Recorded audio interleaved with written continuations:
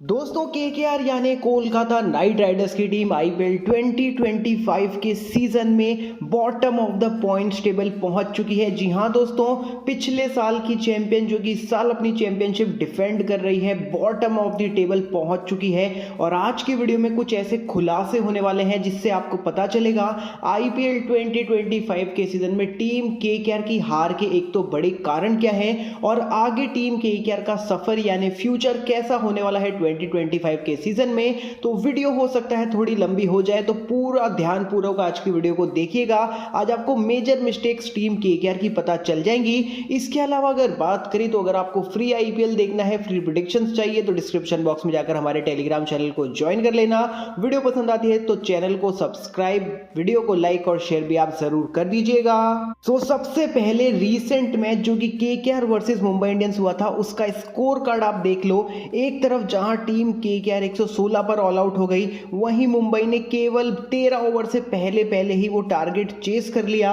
जहां एक टीम 10 की 12 की रन रेट से मार रही है, वहां टीम केकेआर बिल्कुल ऐसी हरकतें करती है कि सभी फैंस नाराज नाखुश हो जाएं और अपनी ही टीम को नापसंद करने लगे।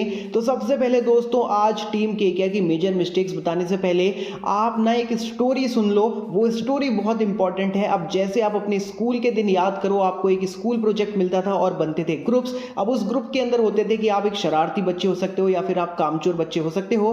तो जो ग्रुप के इंटेलिजेंट बच्चे होते थे, जो कि जिम्मेदार बच्चे होते थे, वही वो प्रोजेक्ट पूरा करते थे और उनके साथ आपका भी नाम हो जाता था और वो मार्क्स आपको भी मिल जाते थे। अभी टीम केकेआर में भी यही सिनेरियो चल रहा है कि ये वाला प्लेयर ज्यादा पावरफुल है, हमारे पास तो नंबर 8 तक बैटिंग है, हमारे पास तो 2 अच्छे स्पिनर हैं। तो जब ये टैलेंटेड खिलाड़ी हो गए हैं तो क्यों ना मैं वो टाइम पास वाला खिलाड़ी बन जाऊं, ना क्यों ना मैं वो टाइम पास वाला स्टूडेंट बन जाऊं, क्यों ना मैं वो कामचोर वाला स्टूडेंट बन जाऊं। तो यही सोचकर कि मैं जिम्मेदारी क्यों लूं, जिम्मेदारी तो सामने वाला ले लेगा।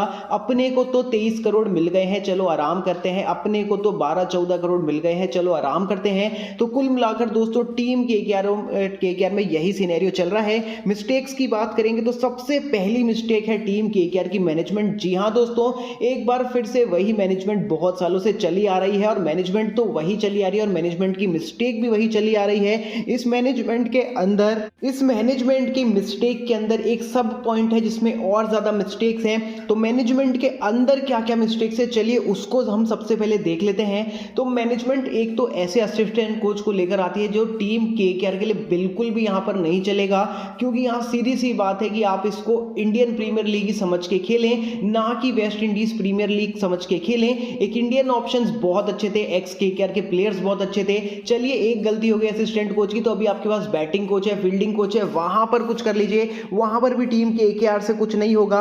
अभी मैनेजमेंट के अंदर गड़बड़ नंबर 2 है यहां पर दोस्तों, ऑक्शन। अब ऑक्शन के अंदर दोस्तों इनको स्टार्क मिल जाता, फिल सॉल्ट मिल जाते, ईशान किशन मिल जाते, बहुत सारे प्लेयर्स मिल जाते। बॉलिंग कर लो, आप बैटिंग कर लो, पावर हिटिंग कर लो, कीपिंग कर लो, कुछ भी कर लो, सारे प्लेयर्स 23 करोड़ के अंदर अंदर आ जाते। और कुछ प्लेयर्स तो ऐसे थे कि 2 से 3 खिलाड़ी 23 करोड़ के अंदर आ जाते।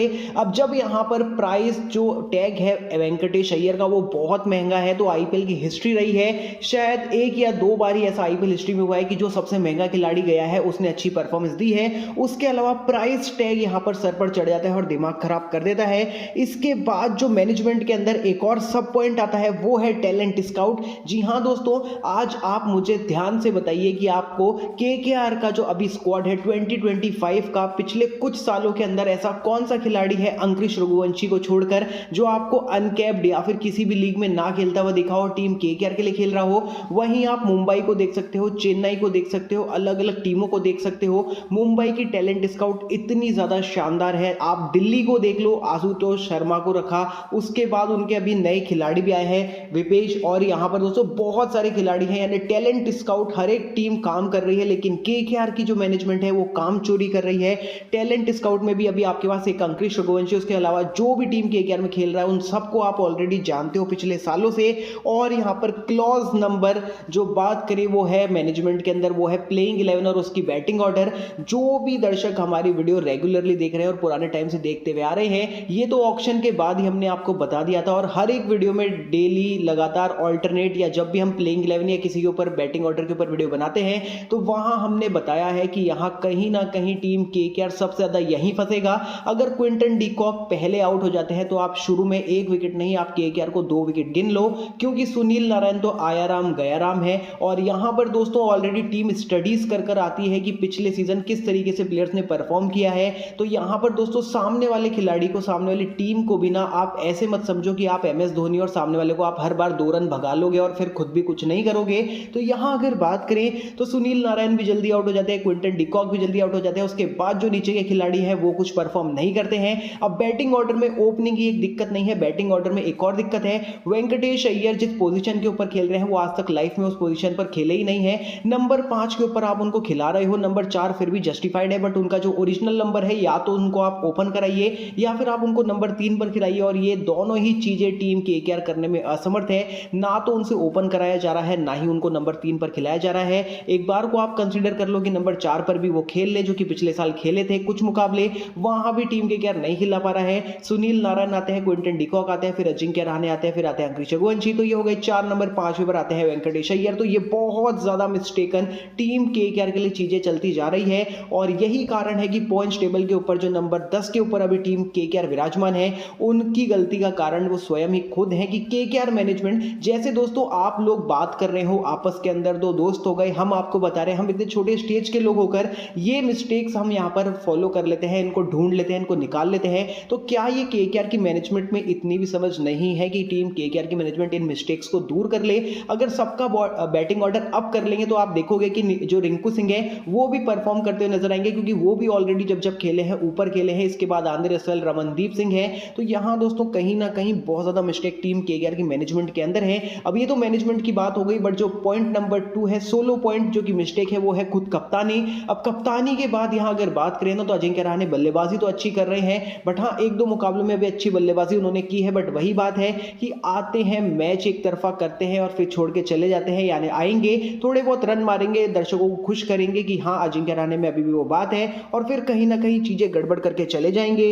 सो कहीं ना कहीं श्रेयस अय्यर जब थे तो एक चीज तो कहनी बनती है, एक चीज में तो तारीफ है, अग्रेशन जो श्रेयस अय्यर का था वो 100 on 100 था पूरे IPL हिस्ट्री में। पिछला सीजन जो श्रेयस अय्यर ने कप्तानी की है, नो डाउट उनका नाम इतना नहीं हुआ है, उनकी बात भी कहनी सही थी। बट ये बात भी है कि दोस्तों अजिंक्य रहाणे उनके 5% भी नहीं है। हालांकि उन्हीं की टीम के साथ यानी सैयद मुश्ताक अली ट्रॉफी, रणजी ट्रॉफी दोनों साथ ही खेलते हैं, सेम स्क्वाड के अंदर खेलते हैं, सेम प्लेइंग 11 में खेलते हैं। बट कहीं ना कहीं अगर बात करें श्रेयस अय्यर की जो कमी है टीम KKR को खल रही है, और कमी तो गौतम गंभीर की भी खल रही है। बट यहाँ जो अजिंक्य रहाणे है उनमें कोई अग्रेशन नहीं है, कोई यहाँ पर माइंडसेट नहीं है, कोई प्लानिंग नजर नहीं आ रही है, और समझ नहीं आ रहा है कि जो कैप्टेंसी है वो ग्राउंड के अंदर से चल रही है या फिर ग्राउंड के बाहर से चल रही है। तो इन लास्ट दोस्तों ये एक लॉन्ग वीडियो है, और आप नीचे कमेंट करके जरूर बताइएगा कि आपको हमारी लॉन्ग वीडियोस कैसी लगती हैं। इन फ्यूचर क्या आप हर एक टॉपिक के ऊपर एक डिटेल एनालाइज देखना चाहते हो, जिसमें आपको डिटेल में समझ आएगा कि मिस्टेक्स है तो क्या है, वीकनेस है तो क्या है, स्ट्रेंथ्स है तो क्या है, पॉजिटिव्स है तो क्या है। और अब से हम सोच रहे हैं कि पॉइंट्स टेबल के ऊपर भी एक वीडियो हम जरूर बनाएंगे, किसी का मुकाबला जीतने हारने से KKR को अब आगे फ्यूचर में क्या यहाँ पर बेनिफिट या फिर लॉस होगा। तो नीचे आप कमेंट कर सकते हो पॉइंट्स टेबल की वीडियो और लॉन्ग वीडियोस अगर आपको चाहिए तो डिस्क्रिप्शन बॉक्स में जाकर टेलीग्राम चैनल ज्वाइन करना बिल्कुल भी ना भूले। वीडियो को लास्ट तक देखने के लिए धन्यवाद। चैनल पर नहीं हो तो सब्सक्राइब कर देना और वीडियो को जरूर लाइक कर देना।